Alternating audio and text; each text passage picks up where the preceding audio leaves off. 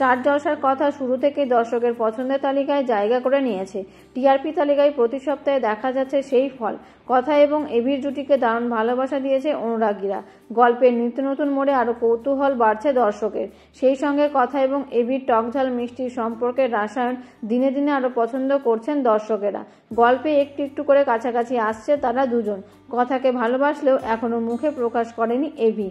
সব বিপদের হাত থেকে কথাকে আড়াল করলেও এখনও এভির মুখ থেকে ভালোবাসার কথা শুনতে পায়নি কথা। কিন্তু এবার নাকি তাদের ভালোবাসা আরও গভীর হতে চলেছে।